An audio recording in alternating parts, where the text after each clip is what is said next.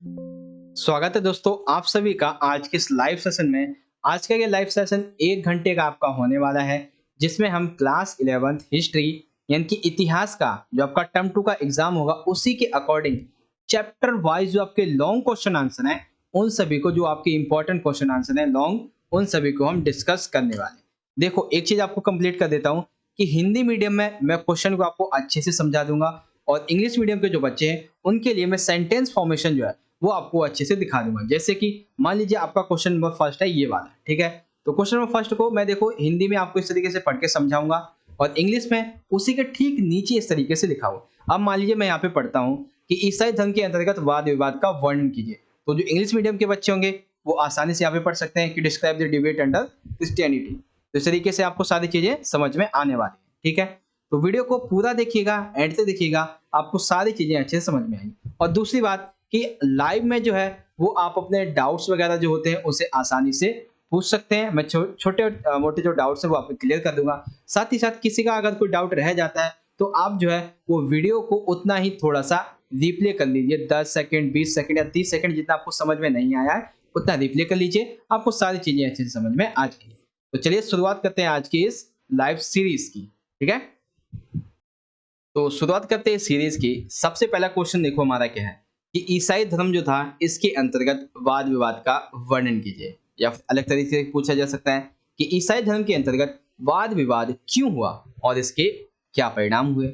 और ऐसे भी पूछा जा सकता है प्रोटेस्टेंट जो सुधारवाद था इससे आप क्या समझते हैं और इसकी सफलता का वर्णन कीजिए। ईसाई धर्म के अंतर्गत जो वाद विवाद हुआ उसको लेकर जो एक सुधारवाद आंदोलन ये चलाया गया था, इस आंदोलन में मार्टिन लूथर किंग का क्या योगदान था इसे समझाइए। और इन्हीं क्वेश्चन को आप चाहें तो इंग्लिश में यहाँ से पढ़ सकते हैं, ठीक है। देखो क्वेश्चन मैंने आपको समझा दिया है, अब इसके आंसर की बात करते हैं। तो आंसर की बात में सबसे पहले जो वाद विवाद था वो क्या था इसे समझेंगे। तो वाद विवाद के लिए सबसे पहले आपको 2 पॉइंट याद रखने हैं, एक तो ईसाई मानवतावादी, एक पाप स्वीकारोक्ति दस्तावेज। तो ईसाई मानवतावादी से हमारा क्या तात्पर्य है? तात्पर्य ये है कि उत्तरी जो यूरोप था यहाँ पे जो मानवतावादी विचारधारा थी वो काफी अधिक तेजी से फैली, और ईसाई चर्च के जो अनेक सदस्य थे उनको मानवतावादी विचारधारा ने अपनी ओर आकर्षित किया, और जो भी कर्मकांड थे ईसाइयों के उन्हें त्यागने की बात कही। और जो ईसाई मानवतावादी जो बने, ठीक है, जिन्होंने मानवतावाद को अपनाया ईसाइयों ने, उनका कहना था कि हम ईश्वर में विश्वास रखते हैं और हम ईश्वर को मनुष्य बताते हैं। कोई भी व्यक्ति अपना जीवन मुक्त रूप से चलाने की उसे आजादी है और उसे अपनी खुशी इसी वर्तमान विश्व में ढूंढनी चाहिए, ठीक है। अब मानवतावादी दो लोग थे, एक थे इंग्लैंड के टॉमस मोर और हॉलैंड के एडेमस। इनका कहना था कि जो चर्च है वो एक लालची और साधारण लोगों से बात बात पर लूट खसोट करने वाली एक संस्था बन गई है, ठीक है। यानी कि जो चर्च है वो एक ऐसी संस्था बन गई जो लोगों से बात बात पे पैसा लूटती है। कैसे? इसमें एक आपका क्वेश्चन है पाप स्वीकारोक्ति दस्तावेज, ठीक है, यानी कि एक पॉइंट है आपका इसी में कि पादरी जो थे उनके लिए धन को अच्छे तरीके से अधिक मात्रा में ठगने का जो सबसे सरल तरीका था वो था ये दस्तावेज। क्या दस्तावेज था इसके अंतर्गत? इसके अंदर वो सारे नियम थे जो पापों से छुटकारा दिलवा सकते थे, ठीक है। और लेकिन जो लोग थे उन्होंने इसकी आलोचना भी की और ये कहा कि ये परवर्ती काल में एक जालसाजी के द्वारा तैयार किया गया एक दस्तावेज है जो कि राजाओं की खुशी का कारण बनता था, ठीक है। तो ये चीज आपको समझ में आ गई, ये 2 पॉइंट आप यहाँ पे एक्सप्लेन कर देंगे। अब इन्हीं को अगर आपको इंग्लिश में देखना है तो डिबेट विद क्रिश्चियनिटी क्या है, ठीक है, क्रिश्चियंस के बारे में, और जो आपका पाप स्वीकारोक्ति दस्तावेज है उसके बारे में। अब देखो अगला आता है प्रोटेस्टेंट सुधारवाद में मार्टिन लूथर किंग, ठीक है। अब ये मार्टिन लूथर किंग का यहाँ पे क्या योगदान है इसे समझते हैं। तो देखो 1517 में एक जर्मन युवा व्यक्ति थे मार्टिन लूथर किंग। इन्होंने क्या किया, एक चर्च जिसका नाम था कैथोलिक, तो कैथोलिक चर्च के विरुद्ध इन्होंने एक अभियान छेड़ा और ये कहा कि मनुष्य जो है उसे ईश्वर के साथ में अपना संपर्क यानी कि ईश्वर की भक्ति करने के लिए उसे किसी पादरी की आवश्यकता नहीं है। उन्होंने अपने शिष्य को यह आदेश भी दिया कि वे ईश्वर में पूर्ण विश्वास रखें, क्योंकि उनका यही विश्वास उन्हें एक सम्यक जीवन को ले जा सकता है जो कि उन्हें स्वर्ग में प्रवेश दिला सकता है। और इसी आंदोलन को प्रोटेस्टेंट सुधारवाद का नाम दिया गया, जिसके कारण जर्मनी, स्विट्जरलैंड ने स्विट्जरलैंड जो थे यहाँ के चर्चों ने जो पोप और कैथोलिक चर्च थे उसने अपने संबंध जो थे समाप्त कर दिए। लूथर ने आह्वान किया जर्मनी शासक का कि आप जो है वर्तमान का जो किसान विद्रोह चल रहा है इसे आप मतलब कि दबाएं इस तरीके से, ठीक है। तो मार्टिन लूथर किंग का क्या योगदान था इसमें उसे आप यहाँ पे इंग्लिश में भी समझ सकते हैं आसानी से, ठीक है।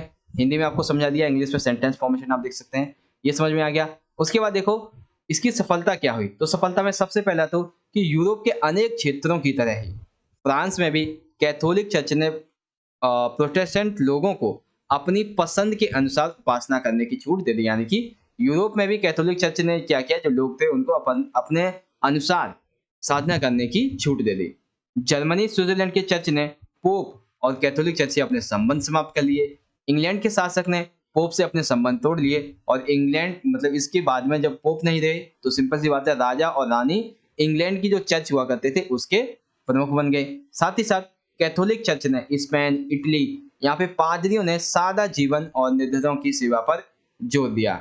उसके बाद स्पेन में प्रोटेस्टेंट सुधार लोगों के संघर्ष के करने के लिए एक व्यक्ति थे इग्नेशियस लोयोला, इन्होंने 1540 में सोसाइटी ऑफ जीसस, तो देखो यहाँ पे ये भी पूछा जा सकता है सोसाइटी ऑफ जीसस जीसस की स्थापना किसने की, तो इग्नेशियस लोयोला ने। ठीक है, इनके अनुयायी जेसुइट कहलाए। अब जेसुइट कौन थे ये भी आपको समझ में आ गया, और उनका ध्येय क्या था, कर्तव्य क्या था कि निर्धनों की सेवा करें और दूसरी संस्कृति के बारे में अपने ज्ञान को और बढ़ाएं। तो ये चीज आपको समझ में आ गई कि प्रोटेस्टेंट जो सुधारवाद था इसकी क्या क्या सफलता हुई इसके बारे में, और इसको आपको यहाँ पे देख सकते हैं सक्सेस प्रोटेस्टेंट रिफॉर्मेशन इस तरीके से। ठीक है, तो यहाँ पे हमारा क्वेश्चन नंबर फर्स्ट कंप्लीट हो जाता है हिंदी में भी और इंग्लिश में भी, और सारे क्वेश्चन में मतलब जो पॉइंट्स हैं वो आपको सारे के सारे पॉइंट्स यहाँ पे बहुत अच्छे तरीके से समझाएं। गाइस देखो अगर आपको वीडियो अच्छी लग रही है और आपको सारी चीजें अच्छे समझ में आ रही हैं तो आप क्या कीजिए कि या तो लाइव चैट में, अगर आप वीडियो बाद में देख रहे हैं तो आप जो है मुझे कमेंट कर सकते हैं कि सर आप जो हमें समझा रहे हो वो अच्छी तरीके से हमें समझ में भी आ रहा है। ठीक है बच्चों, चलो अब देखते हैं अपना अगला क्वेश्चन। क्वेश्चन नंबर सेकंड कुछ इस तरीके से है कि औद्योगिक क्रांति के परिणामों की चर्चा कीजिए।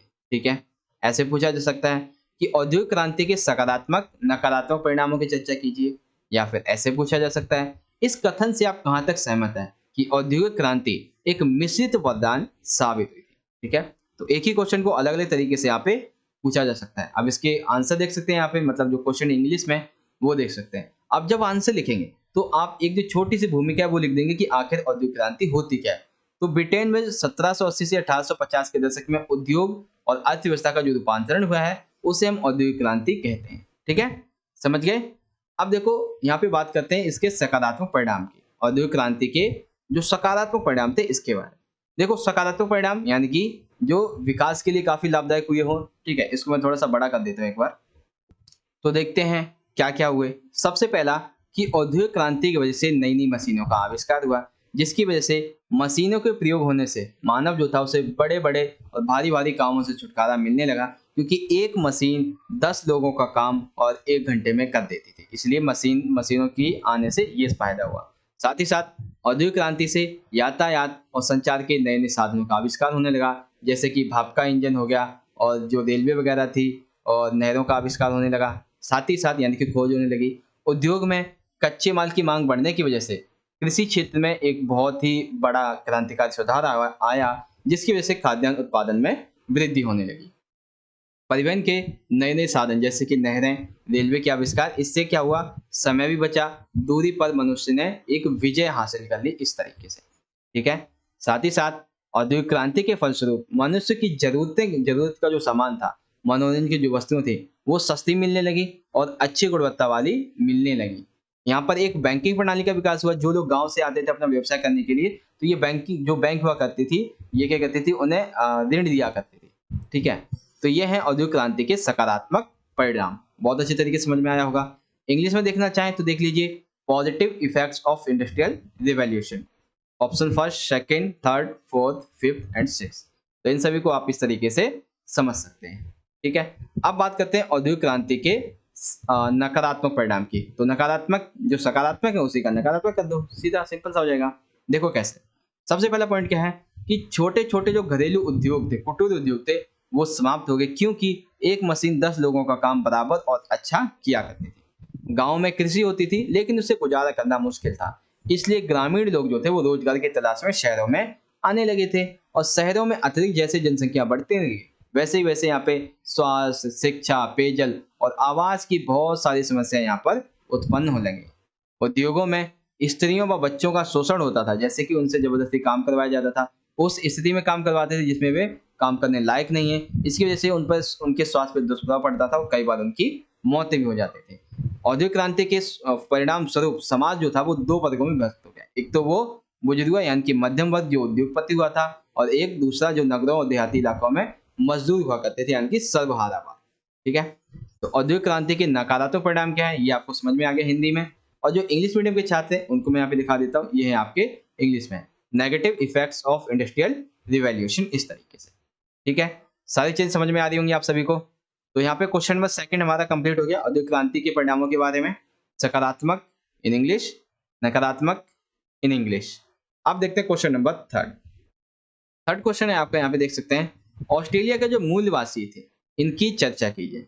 या फिर इस तरीके से, ऑस्ट्रेलिया में मानव निवास के इतिहास का वर्णन करते हुए वहां के मूल निवासियों की विशेषताएं बताएं। साथ ही साथ ऑस्ट्रेलिया में बदलाव की लहर का वर्णन करें। सन 1970 के दशक में आई बदलाव की लहरों के कारण ऑस्ट्रेलिया के मूल निवासियों के जीवन पर क्या प्रभाव पड़ा, इसका वर्णन कीजिए। तो इन चारों ही क्वेश्चन में आपको आंसर एक ही लिखना है, वो आंसर क्या है मैं आपको अभी समझाने वाला हूँ। और जो इंग्लिश मीडियम के छात्र हैं उनके लिए देखिए सभी क्वेश्चन मैंने यहाँ पे सेंटेंस फॉर्मेशन की हुई है, तो आप इसे पढ़ लीजिए।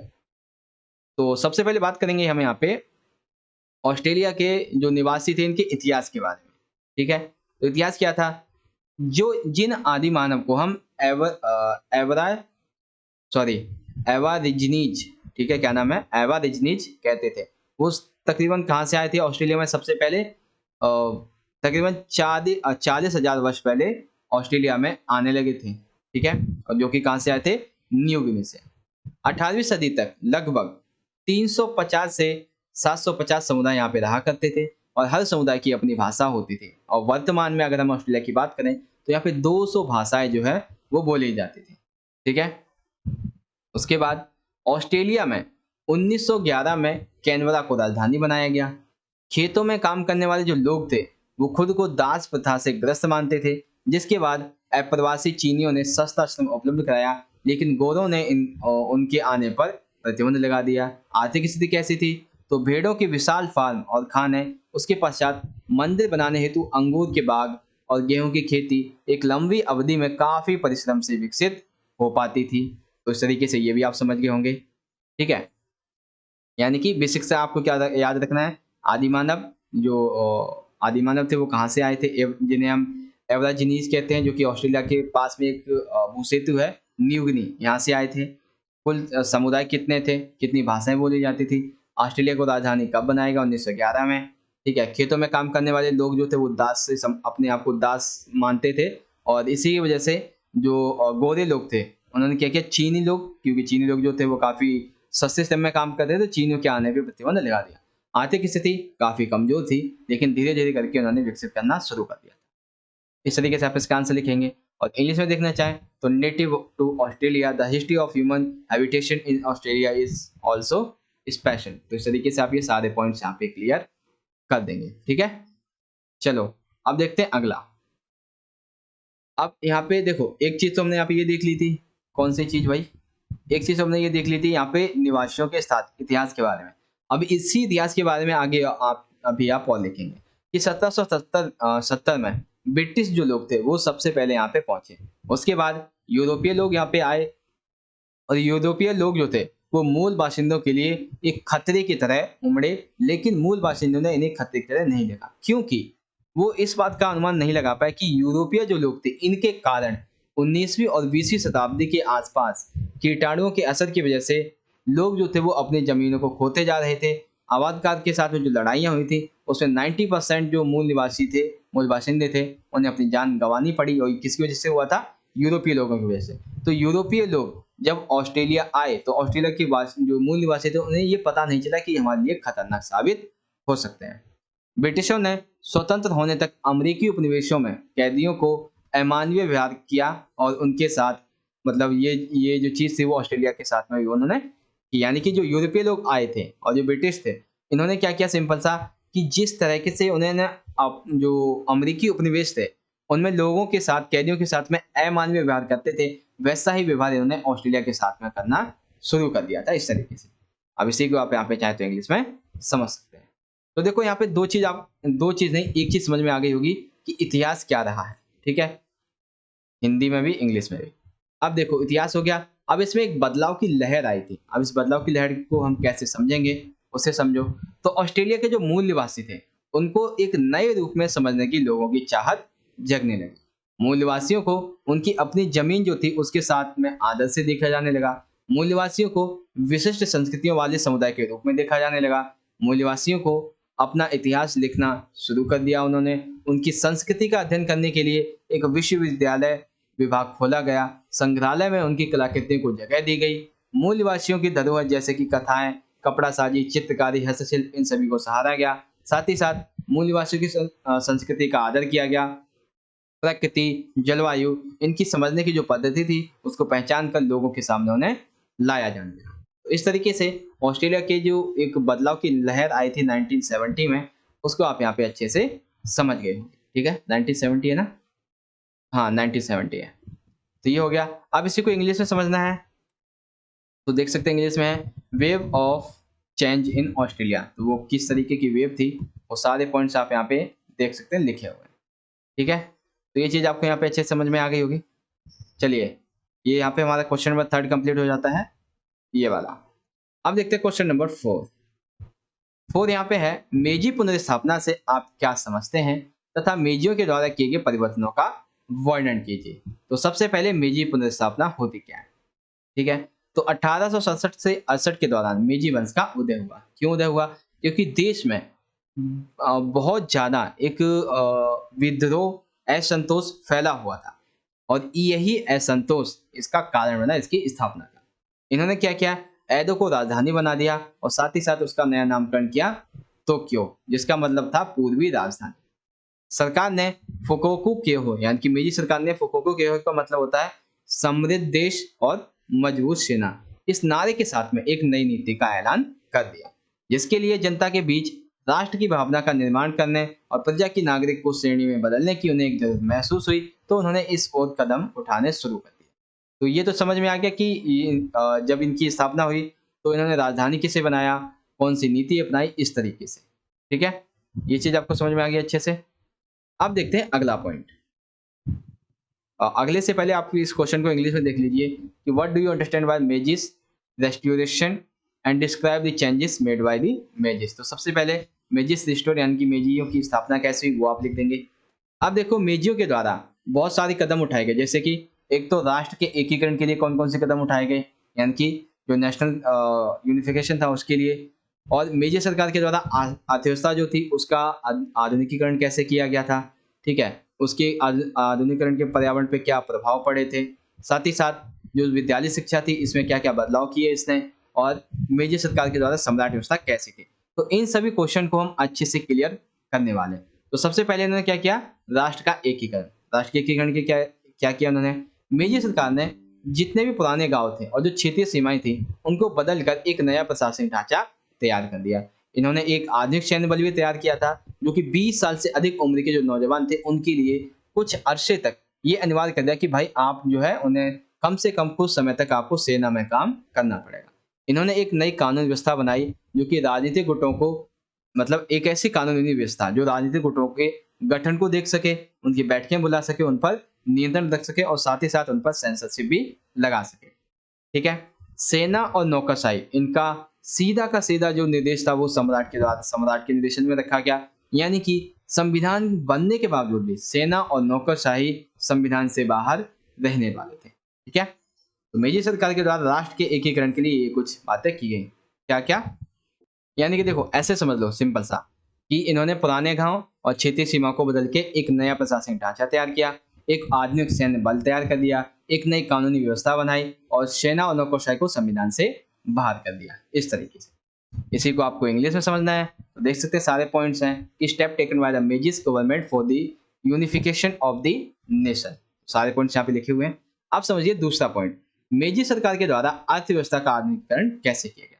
तो सबसे पहले उन्होंने क्या किया कि कृषि पर अधिक कर लगा दिया, जिससे उन्होंने बहुत सारा पैसा इकट्ठा कर लिया। इन्होंने इसी पैसे से जापान की सबसे पहली रेल लाइन 1870 से 1872 में शुरुआत की। कहां पर, टोक्यो और योकोहामा बंदरगाह के बीच में। ठीक है, इन्होंने वस्त्र उद्योग के लिए मशीनें जो थी वो यूरोप से आयात करना शुरू कर दी थी। मजदूरों के प्रशिक्षण के लिए उन्हें विदेशी कारीगरों मतलब मजदूरों का जो प्रशिक्षण किया जाए अच्छे काम के लिए, तो क्या किया उन्होंने कारीगरों को बुलाया विदेश से। साथ ही उन्होंने जापानी विश्वविद्यालय और स्कूलों में लोगों को पढ़ने के लिए भेजा, बच्चों को पढ़ने के लिए भेजा। और 1872 में इन्होंने एक नई आधुनिक बैंकिंग जो व्यवस्था थी उसका प्रारंभ किया। रोजगार में वृद्धि हुई, कई वजह से लोगों को मूलभूत आवश्यकताएं पूर्ण हो पाई। ठीक है, तो ये समझ में आ गया आप सभी को कि अर्थव्यवस्था का आधुनिकीकरण कैसे किया मेजियो ने। अब इसी को आपको इंग्लिश में समझना है, तो modernization of the economy by the Meiji's government, how is it, तो आप जो है ये पॉइंट एक्सप्लेन करेंगे। अब इसके कुछ नेगेटिव इफेक्ट भी पड़े थे किस पर, एनवायरनमेंट पे, तो वो क्या इफेक्ट थे। तो देखो, जब भी उद्योग होगा, मतलब आधुनिकीकरण होगा, तो सिंपल सी बात है, उद्योग के तेज और अनियंत्रित विकास की वजह से लकड़ी, ऐसे जो प्राकृतिक संसाधन थे, उनकी मांग से पर्यावरण का विनाश होने लगा। औद्योगिकरण के कारण वायु प्रदूषण, जल प्रदूषण, पर्यावरण प्रदूषण की मात्रा बढ़ने लगी। कृषि उत्पादकों का जो कमी थी उसमें सबसे बड़ा कारण था कि लोग जो थे वो शहरों की तरफ पलायन कर रहे थे, क्योंकि उस समय अर्थव्यवस्था का आधुनिकीकरण हो रहा था, तो लोग जो थे वो खेतों में कम और फैक्ट्रियों में काम करना उन्हें ज्यादा अच्छा लगता। 1866 में एक आधुनिक पहली हड़ताल हुई थी जो कि महिलाओं के द्वारा आयोजित की गई थी। किसके खिलाफ? इसी आधुनिकीकरण के खिलाफ है।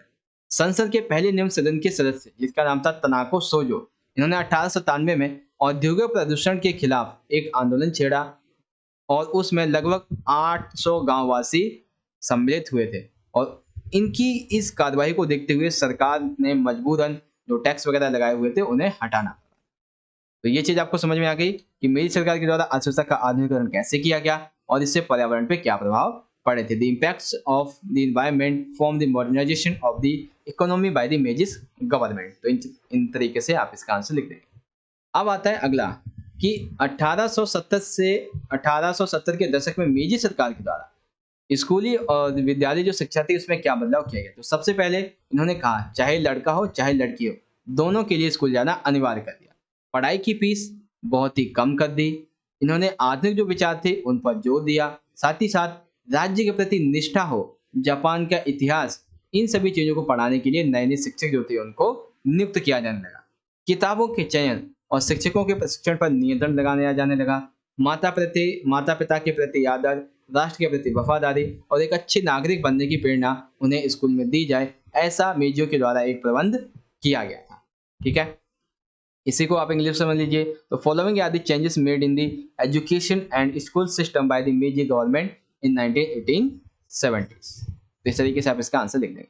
सबसे आखिरी मेजी में आता है अगला पॉइंट कि यहाँ पे सम्राट व्यवस्था है। इसका मतलब क्या है? तो ये एक ऐसी व्यवस्था थी जिसमें सम्राट और नौकरशाही और सेना तीनों इकट्ठे मिलकर सत्ता चलाया करते थे। नौकरशाही और जो सेना है वो किसके प्रति उत्तरदायी होती थी? सम्राट के प्रति। ठीक है, सम्राट को लोग जो थे वो सीधे सूर्य देवी का वंशज मानते थे तथा पश्चिमीकरण का नेता भी मानते थे। सम्राट का जन्मदिन एक राष्ट्रीय छुट्टी के दिवस में मनाया जाता था और वह पश्चिमी अंदाज में सैनिक कपड़े भी पहनते थे। सम्राट के नाम से जितनी भी संस्थाएं खुलती थी उनमें सम्राट का नाम जरूर आना चाहिए था। इस तरीके से व्यवस्था की गई थी। तो इंग्लिश में देखना चाहें तो following is the emperor system during the Meiji government. ठीक है, इंपीरियल सिस्टम। अब देखो यहाँ पे हमारा क्वेश्चन खत्म होता है। सारे पॉइंट्स में आपको एक बार दोबारा से समझाता हूँ।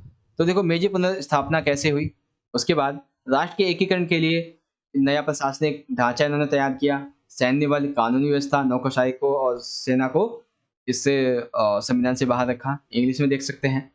मेरी सरकार के द्वारा अर्थव्यवस्था का आधुनिकीकरण कैसे किया गया, उसके बाद इसके क्या पर्यावरण पे प्रभाव पड़े उसके बारे में है। फिर जो विद्यालय शिक्षा थी उसमें क्या बदलाव किए हैं उसके बारे में है। एंड देन लास्ट की सम्राट व्यवस्था क्या थी उसके बारे में। तो ये चीज आपको यहाँ पे अच्छे से क्लियर हो गई होगी। अब चलते हैं अगले क्वेश्चन की तरफ। अगला है हमारा यहाँ पे कि अब देखो यहाँ पे दो क्वेश्चन एक ही साथ में आपको समझाऊंगा। पहला क्वेश्चन क्या है कि यूरोप में 14वीं शताब्दी को पुनर्जागरण का काल कहना कहाँ तक उचित है। यूरोप में 14वीं शताब्दी में जो परिवर्तन आए उनका वर्णन कीजिए। 17वीं सदी के यूरोपीय लोगों के लिए दुनिया अलग कैसे दिखाई दी, इसे समझाइए। तो देखो दो क्वेश्चन जो है वो दोनों में आपको सिर्फ मतलब कि मैं आपको बताऊं तो तकरीबन 80% जो आंसर है, ठीक है, वो आपको दोनों में एक ही लिखना है। बस इस वाले में यानी कि 14वीं शताब्दी वाले में आपको 20% आंसर जो थोड़ा सा अलग लिखना है वो मैं आपको भी समझाऊंगा। बाकी आपको सेम आंसर लिखना है। और जो इंग्लिश मीडियम के बच्चे वो आप यहाँ पे क्वेश्चन को देख सकते हैं। तो देखते हैं भाई हमें क्या आंसर लिखना है। पहले वो जो आपको 14वीं शताब्दी के बारे में लिखना है। ठीक है, ये है आपका 14वीं शताब्दी से संबंधित। ठीक है, याद रखिए ये किससे संबंधित है, 14वीं शताब्दी से संबंधित। ये आप पूरा आंसर लिख देंगे। ठीक है, और एक दो पॉइंट अभी और बताऊंगा, वो भी लिख लेंगे। ये तो आपके लिए लिखना मैंडेटरी है, ऐसे समझिए। तो इंग्लिश के पीटर वर्क लेखक का ये सुझाव था कि वर्क हार्ड, जो कि इससे पहले के कालों को फर्कों को कुछ बड़ा चढ़कर पेश करते हैं, उनके विचार जो काफी अतिशयोक्तिपूर्ण है। यानी कि एक तरीके से जो पीटर वर्क थे, उनका सुझाव ये है कि जो लेखक एक व्यक्ति थे वर्क हार्ड, इन्होंने जो औद्योगिक क्रांति थी, सॉरी औद्योगिक क्रांति नहीं है, जो पुनर्जागरण काल में जो बदलाव हुए थे, ठीक है, उसके बारे में। यानी कि देखो सिंपल सा इस लाइन को समझ लो आप आसानी से कि पीटर वर्क एक ऐसे लेखक थे जिन्होंने वर्कहार्ट के द्वारा जो 14वीं शताब्दी में परिवर्तन हुए उनको बहुत बढ़ा चढ़ाकर कहा था। अब इनका कहना क्या था, इनका कहना था कि पुनर्जागरण गतिशीलता, कलात्मक सृजनशीलता का काल था। ठीक है, यानी कि जो पुनर्जागरण है वो एक तरीके से बहुत ही गति वाला था, तेजी वाला था, और इसमें कला का बहुत फैला हुआ ऐसा था। इसके विपरीत मध्यकाल जो था वो अंधकार में काल माना जाता था, जिसमें किसी भी प्रकार का कोई विकास नहीं हुआ था। ठीक है, तो इस तरीके से आप ये कह देंगे। और ये ज्यादा सरलीकरण है, क्यों? क्योंकि भाई जो इटली था, यहाँ पे पुनर्जागरण के बहुत सारे तत्व हमें कब से मिलते, 12वीं और 13वीं शताब्दी के काल में। तो ये कहना कि जितने भी परिवर्तन हुए 14वीं शताब्दी में हुए, ये गलत है, क्योंकि इसका इतिहास जो है वो 12वीं और 13वीं शताब्दी से छिपा हुआ है। अब क्या क्या परिवर्तन हुए थे, छोटे छोटे परिवर्तन आप ये समझ लो कि धीरे धीरे निजी और जो सार्वजनिक लोग थे उनके अलग अलग क्षेत्र बनने लगे, यानी कि निजी और सार्वजनिक क्षेत्र अलग होने लगे। जीवन के सार्वजनिक क्षेत्र का तात्पर्य था सरकार का कार्य क्षेत्र और औपचारिक धर्म से संबंधित। निजी क्षेत्र यानी कि परिवार और व्यक्ति का निजी धर्म। एक कलाकार जो था वो किसी संघ या फिर गिल्ड का सदस्य मात्र नहीं था, बल्कि वह अपने हुनर के लिए भी विख्यात माना जाने लगा था।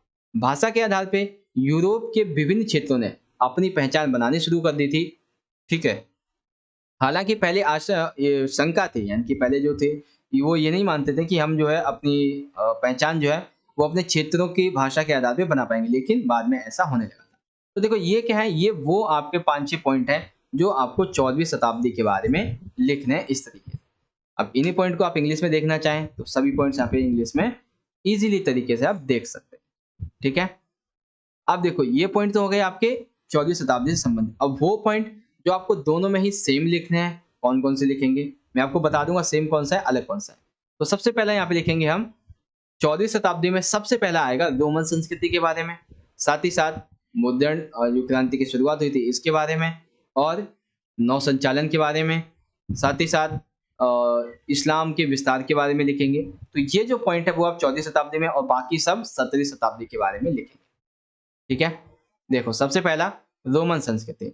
तो 17वीं शताब्दी में आए सांस्कृतिक परिवर्तनों में ये किसका संबंध है, 17वीं शताब्दी का। मैंने आपको पहले बताया कि ये जो है वो 14वीं शताब्दी का है। एक काम करता हूं मैं हर पॉइंट के आगे 14वीं लिख दूंगा, लेकिन जो 17वीं शताब्दी है उसमें आपको सारे पॉइंट्स लिखने हैं, याद रखिए। यानी कि ये तीनों पॉइंट जो आपको समझाऊंगा ये भी 17वीं में लिखने हैं और ये भी 17वीं में लिखने हैं, लेकिन पर्टिकुलर 14वीं शताब्दी में जो लिखने हैं उसके आगे मैं 14वीं शताब्दी लिख दूंगा। ठीक है, तो ये है 14वीं शताब्दी और एक ये भी है 14वीं शताब्दी, और बाकी तो सब 17वीं शताब्दी है ही।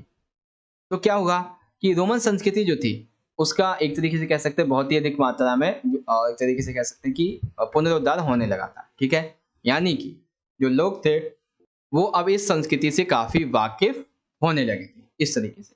ठीक है, मध्ययुग का सिद्धांत सिंपल सा कोपरनिकस के जो सिद्धांत था कि पृथ्वी जो है वो विश्व की धुरी है, ये किसका मानना था, ये जो ईसाई थे उनका मानना था। ये धारणा आलोचना का एक कारण बनी। कोपरनिकस, गैलीलियो और केपलर इन सभी ने मिलकर यह सिद्ध कर दिया कि पृथ्वी एक बहुत बड़ा ग्रह है तथा यह 24 घंटे सूर्य के चारों तरफ पश्चिम दिशा की पूर्व की तरफ घूमता रहता है। उसके बाद मॉडर्न क्रांति की शुरुआत कैसे हुई, तो 16वीं शताब्दी के क्रांतिकारी मतलब 16वीं शताब्दी में क्रांतिकारी मॉडर्न प्रौद्योगिकी की शुरुआत हुई, जिसमें जर्मन मूल के एक व्यक्ति थे जोहानिस गुटेनबर्ग। इन्होंने सबसे पहले जो छापा खाना था इसका निर्माण किया, जिसमें तकरीबन 150 बाइबल की प्रतियां एक ही दिन में छापी गई थी। ठीक है, अब मॉडर्न क्रांति का यहाँ पे कह सकते हैं कि लाभ क्या हुआ, तो मुद्रित पुस्तकें आसानी से उपलब्ध होने लगी, उन्हें बेचा जाना संभव हो पाया, विचार, मत, जानकारी पहले की अपेक्षा तेजी से प्रसारित होने लगी। व्यक्ति एकांत में बैठकर पुस्तक को पढ़ सकता था क्योंकि वह उन्हें बाजार से खरीद सकता था और पढ़ने की आदत भी यहाँ पे विकसित होने लगी। तो ये 3 पॉइंट आपने लिख दिए, ठीक है? ये 3 पॉइंट आपने लिख दिया। और 14वीं शताब्दी वाले पॉइंट कौन से हैं? एक ये वाला है और एक ये वाला है, ठीक है? और 17वीं शताब्दी के तो सारे हैं ही। तो अब देख लेते हैं इंग्लिश में। तो Roman culture, there was a principle of the middle ages and beginning of the printing revolution, इस तरीके से, ठीक है? तो ये कौन सा है? ये आपका 14 वाला है, ये 14 वाला है और बाकी सब ये 17 वाले तो हैं ही हैं। 14 वाला 70 में आएगा ही आएगा। अब देख लो अगला वाला। अगला क्या कहता है यहाँ पे कि नौ संचालन एवं चुंबकीय कंपास, एक तरीके से नौ संचालन, इसका विकास, ठीक है? तो जैसे इसका विकास होने लगा कंपास का, नौ संचालन का, तो उसकी वजह से लोगों ने बहुत सारी समुद्री यात्राएं करना शुरू कर दिया और नए नए इन्होंने समुद्री मार्ग खोजे, नए नए द्वीप खोजे, नए नए देशों को खोजा। जैसे कि कोलंबस ने 1492 में अमेरिका का अन्वेषण किया, तो 1498 में वास्को डी गामा जो था वो समुद्री मार्ग से भारत पहुंचा था। ये तो यानी कि जब से ये चुंबक और नौ संचालन विधि जो थी वो शुरुआत हुई, तब से अनेक देशों को, अनेक समुद्री मार्गों को खोजा जाने लगा। आगे जैसे जैसे इस्लाम का विस्तार हुआ, मंगोलों की जीत हुई, तो इससे क्या हुआ कि एशिया और उत्तरी अफ्रीका इनके संबंध काफी अच्छे साबित हुए यूरोप के साथ में। और जब किसी एक देश से दूसरे देश से संबंध स्थापित होते हैं तो सिंपल सी बात है कि वहाँ के संस्कृति, वहाँ के सामाजिक, आर्थिक, राजनीतिक स्तर की जानकारियां जरूर हमें प्राप्त होती है, ठीक है? और वहीं दूसरी तरफ देखो, एक तरफ तो क्या हुआ था, दोबारा समझो, एक तरफ इस्लाम का विस्तार हो रहा था, मंगोलों की जीत हो गई, तो एशिया, उत्तरी अफ्रीका इनके संबंध काफी अच्छे हो गए यूरोप से।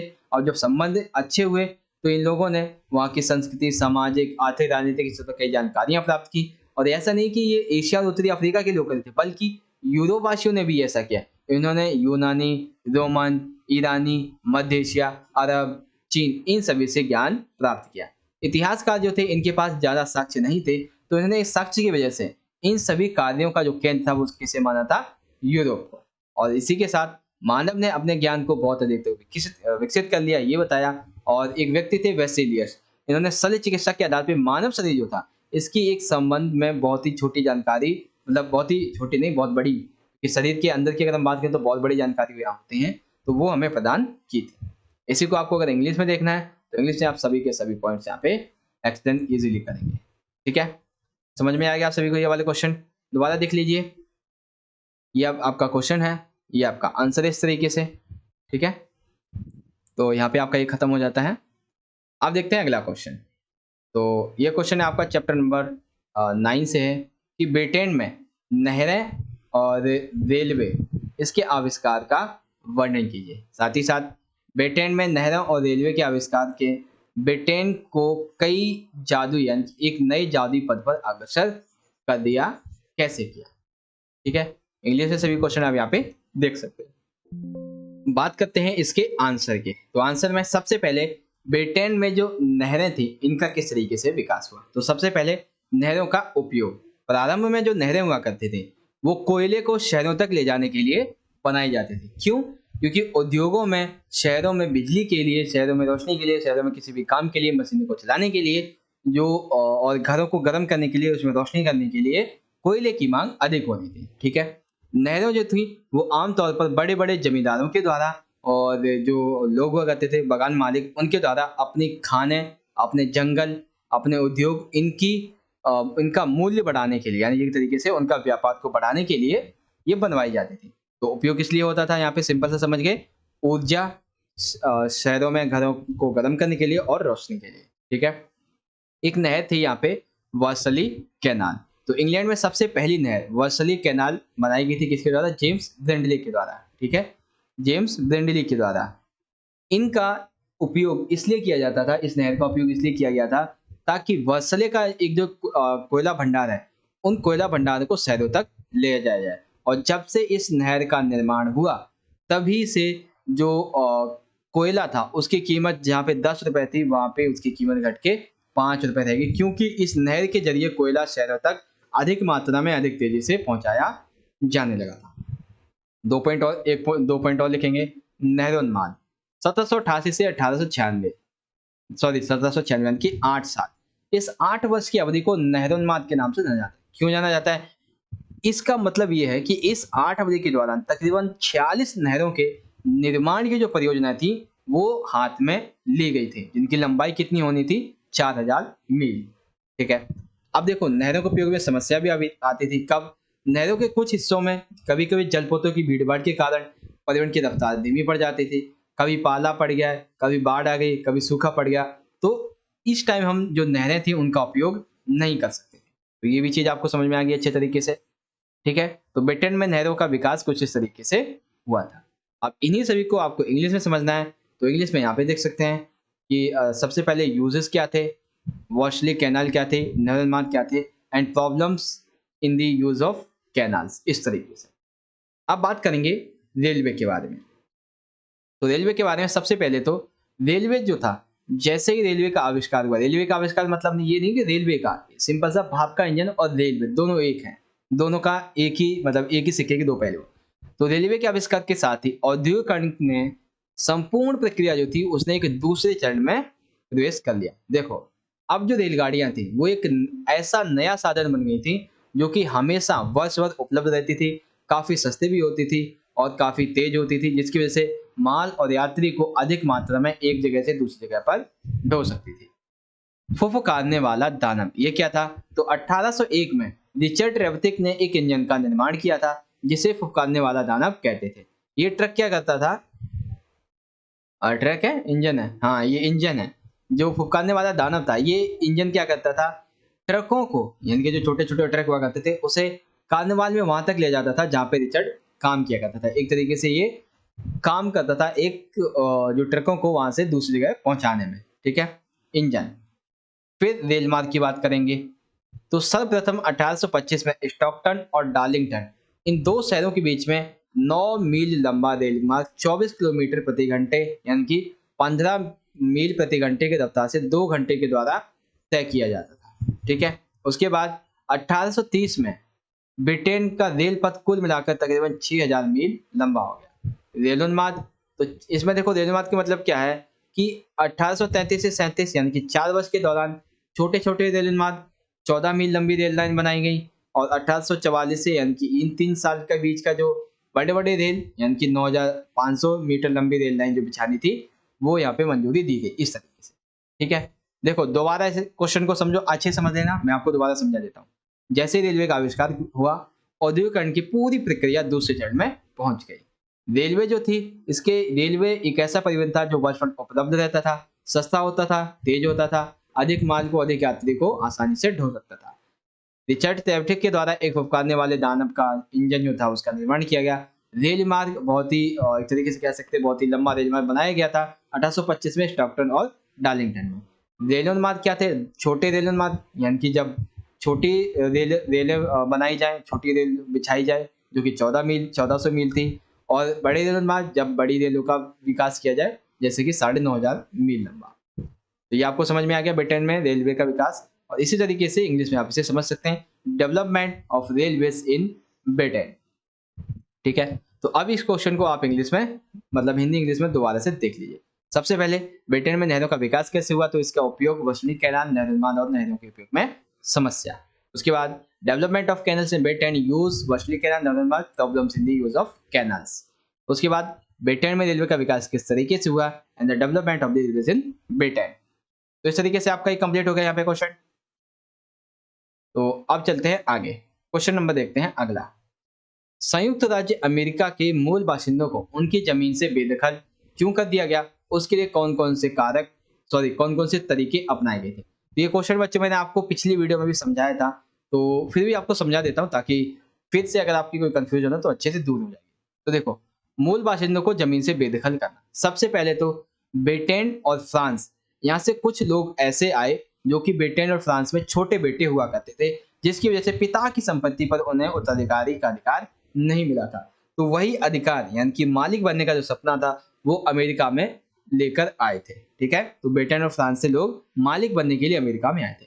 इन्होंने क्या किया, जमीनें खरीदी और ऐसी फसलों को उगाया जो यूरोप में नहीं उगाई जाती थी, और उन्हें यूरोप में बेचकर मुनाफा कमाने लगे।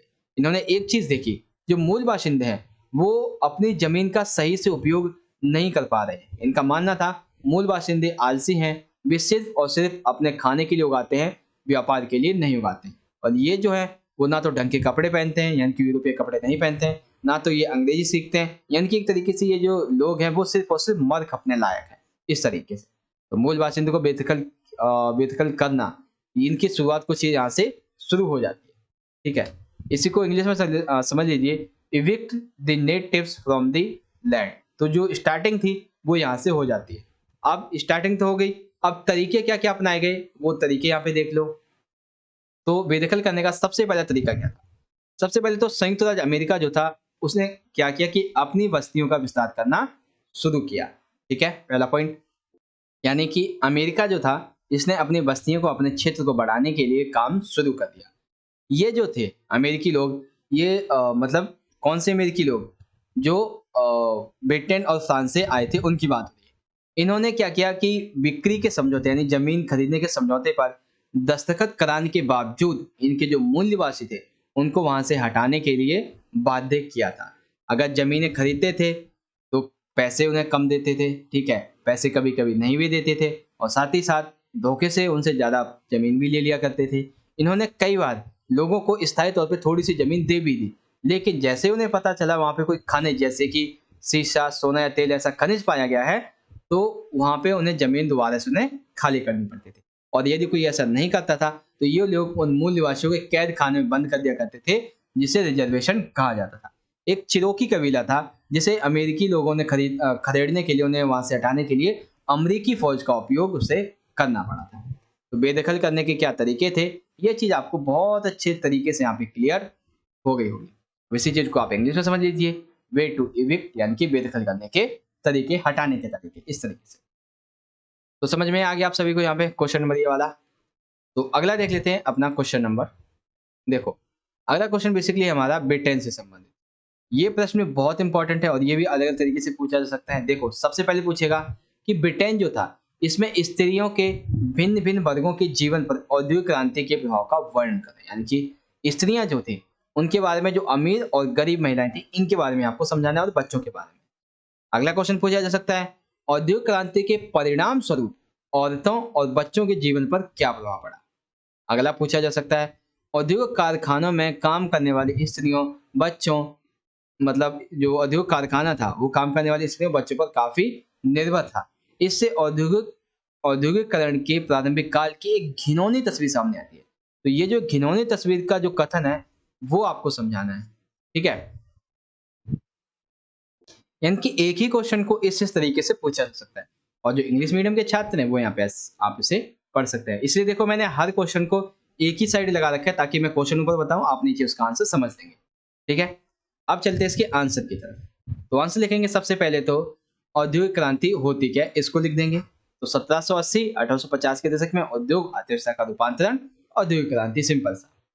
औद्योगिक क्रांति का सबसे पहले मजदूरों पर क्या प्रभाव पड़ा था, ठीक है, ये आप लिखेंगे।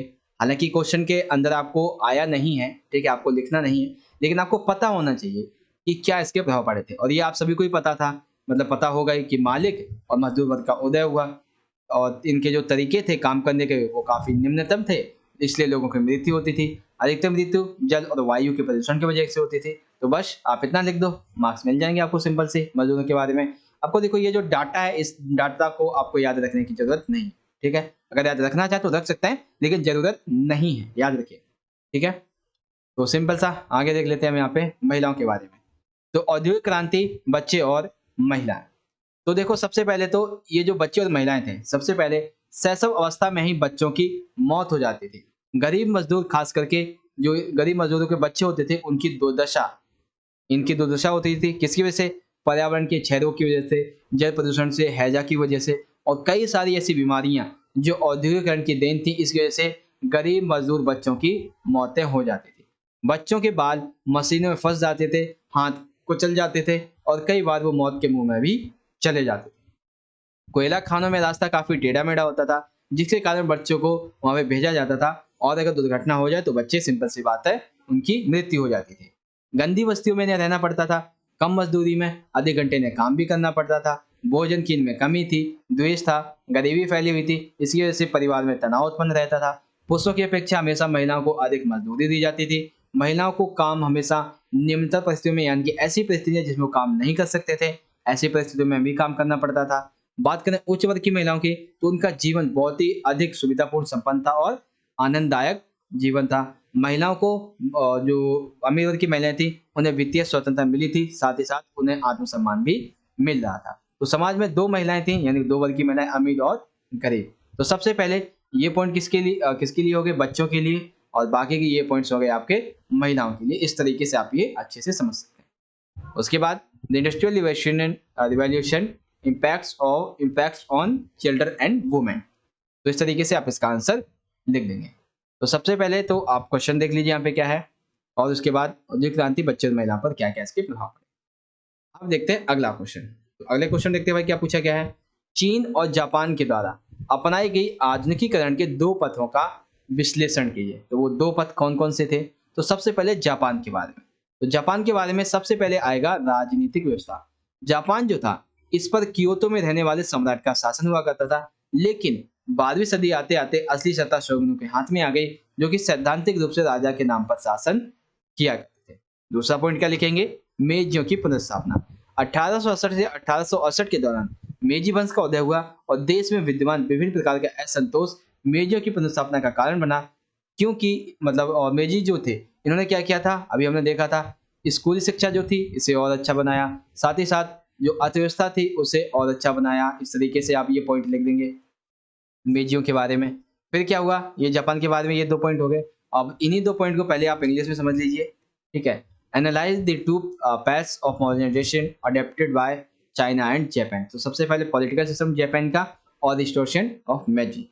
तो ये आपको समझ में आ गया, राजनीतिक व्यवस्था और मेजर की मदद से स्थापना। उसके बाद आ जाता है, इन्होंने क्या किया, फुकोकू क्योहो की नीति का अनुसरण, यानी कि सरकार ने फुकोकू और क्योहो समृद्ध देश मजबूत सेना, इस नारे के साथ में एक नई नीति का ऐलान किया, जिससे जनता के बीच एक राष्ट्र की भावना जो थी वो उत्पन्न हुई, और यहाँ पे निर्माण करने के लिए मतलब एक राष्ट्र की भावना जो थी वो लोगों के बीच में काफी निर्मित हुई, काफी प्रबल हुई।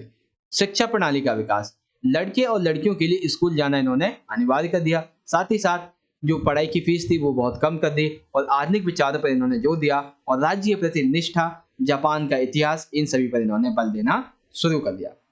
व्यापार, जापान जो था इसे अमीर देश समझा था। क्यों? क्योंकि ये चीन से रेशम और भारत से कपड़े जैसी विलासीय मतलब जो महंगी वस्तुएं होती थी उनका आयात किया करता था, इस तरीके से।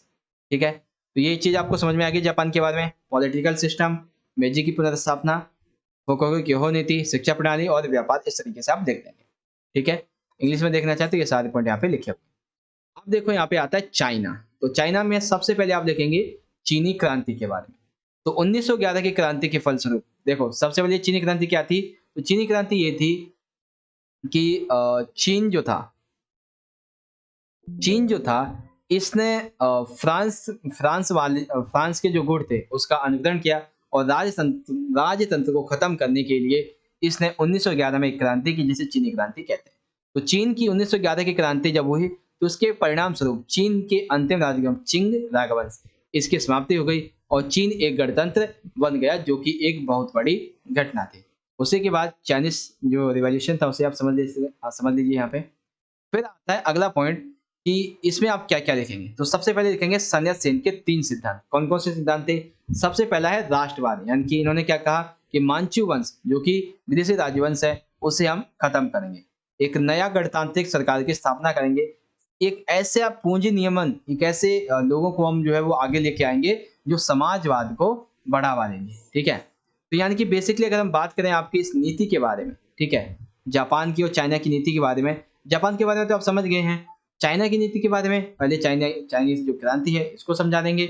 उसके बाद सन यत सेन के 3 जो सिद्धांत हैं इसको समझा देंगे, और इसी को आप इंग्लिश में देख सकते हैं, सन यत सेन के 3 सिद्धांत। और उसके बाद आएगा माओ सेतुंग। अब देखो ये पॉइंट जो है इसके अलावा भी आप चाहें तो और पॉइंट लिख सकते हैं। जैसे चीन जो था वो त्रिकोणीय व्यापार, ये आपने क्वेश्चन किया होगा, ठीक है? त्रिकोणीय व्यापार में सम्मिलित था, ठीक है? और भी इसमें आप पॉइंट चाहें तो लिख सकते हैं, लेकिन जो मेन पॉइंट है वो आपके यही है। तो माओ सेतुंग ये कौन थे? तो ये रूस की क्रांति के समय ये साम्यवाद पार्टी की स्थापना की थी 1921 में, ये उन्हीं के नेता थे। ठीक है, क्रांति के कार्यक्रमों को इन्होंने क्या किया था कि किसान जो थे उन पर आधारित करके एक ऐसा रास्ता बनाया जो कि लोगों के लिए, इन किसानों के लिए काफी अच्छा है। ठीक है। उनकी सफलता से चीनी साम्यवादी पार्टी को एक शक्तिशाली राजनीतिक ताकत बनने में मदद मिली और अंततः इन्होंने कुओमिंतांग पर जीत हासिल कर ली। ठीक है। और इन्होंने क्या किया था, एक नए अड्डे येनान को, येनान में युद्ध जो था वो किया, जिससे कि सामंतवाद को खत्म कर दिया, भूमि सुधार लागू कर दिए, विदेशी साम्राज्यवाद से लड़ने के लिए इनके कार्य को आगे बढ़ाया और इनका जो सामाजिक आधार था वो भी काफी मजबूत हो गया इस तरीके से। ठीक है। तो बेसिकली माओ सेतुंग के बारे में आप क्या क्या पॉइंट लिख देंगे यहाँ पे। रूस की क्रांति के बाद साम्यवादी चीन की साम्यवादी पार्टी के प्रमुख नेता थे। इन्होंने जो क्रांति में जो भी अपने आंदोलन उठाए थे, जो मुद्दे उठाए थे, वो किसानों पर आधारित थे। इन्होंने चीनी साम्राज्य की सफलता को और अधिक बनाने के लिए इसे राजनीतिक ताकत से और अधिक मजबूत बनाया। इन्होंने युद्ध करके सामंतवाद को खत्म किया, भूमि सुधार कानून लागू किए। ठीक है, समझ गए आप सभी। देखो, एक बार में आपको समझ आए या ना आए, लेकिन दूसरी बार में जब मैं समझाऊंगा तो आपको पक्का समझ में आना चाहिए, क्योंकि जब मुझे समझ में आ जाए तो फिर तो आपको क्या दिक्कत है, आपको तो समझ में आना चाहिए। तो यहाँ पे ये हमारा क्वेश्चन खत्म हो गया। जापान के बारे में राजनीतिक व्यवस्था मेजी पुनर्स्थापना लिख देंगे। उसके बाद पॉलिटिकल सिस्टम डिस्ट्रक्शन ऑफ मेजी, टोकोकु केहो नीति का अनुसरण, शिक्षा प्रणाली का विकास, व्यापार। और उसके बाद सेकंड चाइना में चाइना क्रांति, सन सेन के 3 सिद्धांत, माओ सेतुंग, इन सभी के बारे में। और एक जो आपका पॉइंट था त्रिकोणीय व्यापार, इसके बारे में भी आप इसमें लिख देंगे। ठीक है, चलो अब देखते हैं इस वीडियो का सबसे आखिरी क्वेश्चन। आखिरी क्वेश्चन है चैप्टर नंबर 7 से। क्या क्वेश्चन है हमारा, यूरोप के सर्वप्रथम विश्वविद्यालय इटली में ही खोले गए तथा उन्होंने मानवतावादी विचारधारा के प्रसार में किस प्रकार से योगदान दिया था। तो क्वेश्चन आपका इंग्लिश में इस तरीके से देख सकते हैं। बात करते हैं इसके आंसर की। तो आंसर में सबसे पहले यूरोप के जो सर्वप्रथम विश्वविद्यालय थे वो इटली में खोले गए, इस तरीके से एक पॉइंट आप लिखेंगे। तो 20वीं शताब्दी में पादुआ और बोलोनिया ये ऐसे विश्वविद्यालय थे जो विधि शास्त्र के अध्ययन के केंद्र थे, और मतलब कि विश्वविद्यालय भी थे या ये नगर भी थे। तो इन नगरों को वाणिज्यिक एवं व्यापार के कारण, यानी कि देखो विश्वविद्यालय थे तो विश्वविद्यालय की वजह से यहाँ पे वाणिज्यिक एवं व्यापार अधिक होता था, जिसकी वजह से यहाँ पे वकीलों की और नोटरी, देखो नोटरी, कई बच्चों को कंफ्यूजन होगी कि नोटरी क्या है। तो नोटरी जो है वो व्यापार के संबंध में जो भी नियम बनाने के लिए एक व्यक्ति को रखा जाता है उसे हम नोटरी कहते हैं। ठीक है, जो भी आपका बिजनेस है उस बिजनेस से संबंधित जो भी आपका अकाउंटेंट है, जो भी आपका मैनेजर है, जो भी आपका पैसे संबंधित जितने भी सारी बातें हैं वो सिर्फ एक व्यक्ति देखता था, कौन, नोटरी। और आपके जो व्यापार है उसमें भी सलाह दिया करता था। ठीक है, और जो समझौते हैं उसको तैयार किया करता था। तो ये होता है नोटरी। ठीक है, यहाँ पे सबसे महत्वपूर्ण जो अध्ययन था वो था कानून की प्रक्रिया का अध्ययन। एक नगर था फ्रांचेस्को पेट्रार्क, सॉरी व्यक्ति थे फ्रांचेस्को पेट्रार्क। इनके प्रयत्न से कानून जो था वो रोमन संत में पढ़ा गया था। क्यों? क्योंकि इन्होंने बहुत सारे जो लेखक थे, जो रचनाएं थी, उनको पढ़ा था और लोगों को पढ़ाने के लिए उनका अनुवाद भी किया था। पेट्रो के स्थायी नगर फ्लोरेंस, इसमें विश्वविद्यालय तथा मानवतावादी विचारधारा का प्रचार शुरू हुआ। तो देखो, सबसे पहले विश्वविद्यालय इटली में खोले गए और इटली के बारे में ये पॉइंट लिखेंगे। उसके बाद पेट्रो के स्थायी नगर फ्लोरेंस में जो विश्वविद्यालय थे, यहाँ पे मानवतावादी विचारधारा का प्रचार होने लगा था। ठीक है, अब वो प्रचार प्रसार कैसे हुआ था उसे समझिए। तो मानवतावादी विचारधारा के प्रचार प्रसार में योगदान किस तरीके से लिखेंगे। सबसे पहला पॉइंट, 19वीं शताब्दी में एक नई संस्कृति का जन्म हुआ जिसे हम कहते हैं मानवतावादी संस्कृति। 15 नहीं, यहाँ पे 19वीं नहीं आना चाहिए यार, ये तो गलत हो जाएगा क्योंकि 15वीं शताब्दी की बात ही हो रही है यहाँ पे। तो ये आएगा 15वीं शताब्दी में। ठीक है, 15वीं शताब्दी में विश्वविद्यालय में जो व्यक्ति, जो अध्यापक व्याकरण पढ़ाते थे, अलंकार शास्त्र पढ़ाते थे, कविता पढ़ाते थे, इतिहास पढ़ाते थे, नीति दर्शन पढ़ाते थे, इन सभी विषयों को हम कहते थे मानवतावादी विषय। ठीक है, और उनको पढ़ाने वाले जो अध्यापक होंगे उन्हें मानवतावादी अध्यापक कह देंगे। सिंपल सा है। यानी कि देखो, आप जो है सिंपल सा 2 पॉइंट याद रखो। क्या क्या? 15वीं शताब्दी में एक नई संस्कृति का जन्म हुआ जिसे हम मानवतावादी संस्कृति कहते हैं। 15वीं शताब्दी में विश्वविद्यालय जो थे उनमें जो भी अध्यापक व्याकरण, अलंकार शास्त्र, कविता, इतिहास, नीति दर्शन ऐसे विषय पढ़ाते थे उन्हें मानवतावादी अध्यापक कहते थे। ठीक है, ये विषय धार्मिक नहीं थे बल्कि वो कौशल पर आधारित थे जो व्यक्ति को चर्चा, वाद विवाद के योग्य बनाते थे। अब इसमें देखो 1-2 पॉइंट और भी हैं। क्या क्या है कि एक शब्द था ह्यूमैनिटीज, जो कि लातीन शब्द ह्यूमैनिटास से बना था और ये किससे संबंधित है? मानवतावादियों से। मानवतावादी विचारधारा के प्रचार प्रसार में इटली के जो जीवंत बौद्धिक नगर थे उनका भी योगदान काफी उल्लेखनीय है, जैसे कि पेट्रो का स्थायी नगर निवास। ठीक है, एक नया विश्वविद्यालय फ्लोरेंस का काफी प्रसिद्ध होने लगा, जो कि पेट्रो का एक स्थायी नगर निवास यहाँ पे बन गया था इस तरीके से। तो मानवतावादी विचारधारा के प्रचार प्रसार में ये चीज आपको समझ में आई। अब देखो इसी चीज को आपको जो है जो इंग्लिश में यहाँ पे देख सकते हैं, और आगे देखिए कि फ्लोरेंस की प्रसिद्धि में योगदान क्यों, क्योंकि ये मानवतावादी के लिए काफी इंपॉर्टेंट था। तो यहाँ पे एक व्यक्ति थे दांते लिगियारी, कलाकार जोटो रेनेसा व्यक्ति। ये रेनेसा व्यक्ति तो इस क्वेश्चन से थोड़ा सा अलग है, याद रखिएगा। तो दांते लिगियारी इन्होंने क्या किया, ये किसी धार्मिक संप्रदाय विशेष से संबंधित नहीं थे, पर उन्होंने अपनी कलम धार्मिक विषयों पर चलाई। कलाकार जोटो, इन्होंने जीते गए रुचि पत्र बनाए। उनके बनाए रुचि पत्र पहले की कलाकारों की तरह बेजान नहीं थे। यानी कि देखो बेसिकली क्या है कि जो दांते अलगियारी थे, इन्होंने अब धर्म के ऊपर अपनी कलम चलाई, हालांकि इनका किसी धर्म से कोई संबंध नहीं था। कलाकार जोटो क्या थे, इन्होंने ऐसे रूप चित्र बनाए जिनमें जान थी, एक तरीके से, जो कि एक तरीके से ऐसा लगता था कि हाँ ये वाकई में हुआ होगा, इस तरीके से। ठीक है, तो मानवतावादी विचारधारा के प्रचार प्रसार में आप ये पॉइंट लिखेंगे, उसके बाद ये 2 पॉइंट, और चाहे तो इस पॉइंट को याद रख लीजिए। रेनेसा व्यक्ति कौन था, तो ये व्यक्ति वो व्यक्ति होते थे जो अपनी अनेक रुचियां रखते थे, अनेक हुनर रखते थे। जैसे कि एक व्यक्ति ही विद्वान हो सकता था, एक व्यक्ति कूटनीतिज्ञ हो सकता है, एक ही व्यक्ति धर्मशास्त्र और कलाकार सभी हो सकता था, इस तरीके से। ठीक है, तो ये चीज भी आपको यहाँ पे बहुत अच्छे तरीके से समझ में आ गई होगी। अब देख लीजिए इंग्लिश में, तो contribution to profession of humanistic ideology, इस तरीके से ये पॉइंट जो है यहाँ पे लिखेंगे, और आखिरी ये वाले। तो इस तरीके से हमारा ये जो पार्ट था वो यहाँ पे कंप्लीट हो जाता है।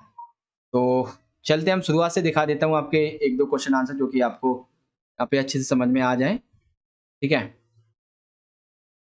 तो चलते हैं एक बार। गाइस, इस तरह से आज की हमारी ये जो वीडियो थी वो यहाँ पे कंप्लीट हो जाती है, एंड मैं आशा करता हूँ कि आप सभी को आज की जो वीडियो थी वो बहुत अच्छी तरीके से आपको यहाँ पे समझ में आई होगी। जो क्वेश्चन है वो भी आपको सभी के सभी अच्छे से समझ में आए होंगे। देखो क्वेश्चन जितने भी आपसे पूछे गए वो मैं आपको दोबारा से दिखा देता हूँ। ईसाई धर्म के अंतर्गत वाद विवाद, इसका वर्णन करो। इस क्वेश्चन को अलग तरीके से कैसे कैसे पूछा जा सकता है, इसके आंसर आपको कैसे कैसे लिखने हैं, ये भी मैं आपको अच्छे से समझा चुका हूँ। ठीक है, दूसरा क्वेश्चन क्या आ सकता है, औद्योगिक क्रांति के जो परिणाम है, सकारात्मक नकारात्मक मिश्रित वरदान, इस तरीके से क्वेश्चन पूछा जा सकता है। तो इसके आंसर देखो, सकारात्मक परिणाम क्या थे और नकारात्मक इसके परिणाम क्या रहे। उसके बाद थर्ड क्वेश्चन देख लेते हैं, तो ऑस्ट्रेलिया के मूल निवासी, इनकी चर्चा करें और जो बदलाव की लहर थी इसके बारे में समझाइए। तो उसको लिखेंगे इस तरीके से। ठीक है, समझ में आ गया आप सभी को। अब चलते हैं, ये होगी ऑस्ट्रेलिया में बदलाव की लहर। अगला क्वेश्चन क्या है कि मेजी पुनर्स्थापना से आप क्या समझते हैं, मेजियों के द्वारा कौन कौन से परिवर्तन किए गए। तो देखो मेजी पुनर्स्थापना होती क्या है, इंग्लिश में और हिंदी में भी। अब राष्ट्र के एकीकरण के लिए इन्होंने क्या क्या कदम उठाए, यानी कि यूनिफिकेशन ऑफ नेशन, और अर्थव्यवस्था के आधुनिकीकरण के लिए क्या इन्होंने कदम उठाए, और जो कदम उठाए थे उसका पर्यावरण पे क्या प्रभाव पड़ा है उसको समझाओ। ठीक है, उसके बाद जो सरकार के द्वारा शिक्षा और जो विद्यालय व्यवस्था थी उसमें क्या परिवर्तन किए गए, इसे समझाओ। और लास्ट में सम्राट व्यवस्था कैसी थी इसके बारे में समझाओ। देन अगला क्वेश्चन, यूरोप में 14वीं शताब्दी में पुनर्जागरण का काल कहना कहाँ तक उचित है, और 17वीं शताब्दी में यूरोपीय लोगों को दुनिया कैसे अलग दिखाई दी, इस तरीके से लिख देंगे। जो पॉइंट आपके 14वीं शताब्दी के लिए अलग थे वो मैंने आपको बता दिए थे। ठीक है, तो इस तरीके से हमारा ये क्वेश्चन भी कंप्लीट हो गया। अगला क्वेश्चन था कि ब्रिटेन में नहरें और रेलवे के आविष्कार का आपको वर्णन करना था, ये चीज आपको समझ में आई होगी। ठीक है, पहले नहरों के बारे में हमने बताया, यानी कि कैनाल्स के बारे में, फिर रेलवे के बारे में, यानी कि रेलवेज के बारे में हमने बताया डेवलपमेंट कैसे हुआ। अगला क्वेश्चन था संयुक्त राज्य अमेरिका के मूल बाशिंदों को उनकी जमीन जो थी उससे बेदखल क्यों कर दिया गया, और कौन कौन से तरीके अपनाए गए। तो सबसे पहले बेदखल क्यों किया गया ये समझेंगे आप, और उसके बाद बेदखल करने के क्या क्या तरीके अपनाए गए उसे समझेंगे आप। ठीक है, ये समझ गए। फिर अगला था ब्रिटेन में स्त्रियां जो थी और जो बच्चे थे उन पर औद्योगिक क्रांति का क्या प्रभाव पड़ा, इसे समझाइए। तो पहले मजदूरों पे हमने देख लिया था, फिर बच्चों और महिलाओं पर क्या क्या प्रभाव पड़े थे इसे हमने यहाँ पे समझा था। उसके बाद चीन और जापान के द्वारा अपने आधुनिकीकरण के लिए क्या क्या पथ अपनाए गए, क्या क्या रास्ते अपनाए गए वो हमने देखा था। और यहाँ पे हमारा जो था ये वाला चैप्टर का जो क्वेश्चन था ये कंप्लीट हो गया था। फिर हमने चाइना के बारे में देखा था, चाइना के बारे में जो पॉइंट्स देखे थे वो भी मैंने आपको यहाँ पे समझा दिए हैं। देन सबसे आखिरी प्रश्न था हमारा, यूरोप में जो विश्वविद्यालय थे वो सर्वप्रथम इटली में ही क्यों खोले गए तथा उन्होंने मानवतावादी विचारधारा के प्रचार प्रसार में किस तरीके से योगदान दिया। सबसे पहले इटली में क्यों खोले गए और किस तरीके से प्रचार प्रसार में योगदान दिया, वो आप यहाँ पे अच्छे से लिख देंगे। तो इस तरह से आज की हमारी वीडियो यहाँ पे एंड हो जाती है। गाइस, आपको वीडियो अच्छी लगी हो तो लाइक करें, शेयर करें अपने सभी दोस्तों के साथ। आपको वीडियो अच्छी लगी हो तो लाइक तो जरूर कीजिएगा, ठीक है, काफ़ी मेहनत लगी है तो लाइक करें। और आप चाहते हैं कि हमारे दोस्तों को भी ये अच्छी लगे, दोस्त भी हमारे जो है वो अच्छे से पढ़ सकें, तो उनके साथ भी इस वीडियो को शेयर कर दीजिए। और या तो आप चाहें तो लाइव सेशन में या फिर जो आपका कमेंट बॉक्स है उसमें आप मुझे बता सकते हैं कि आपको वीडियो कैसी लगी, ठीक है। हम मिलेंगे आपसे बच्चों अगली वीडियो में, तब तक के लिए आप पढ़ते रहें और अपना ख्याल रखिएगा। धन्यवाद। जय हिंद, वंदे मातरम।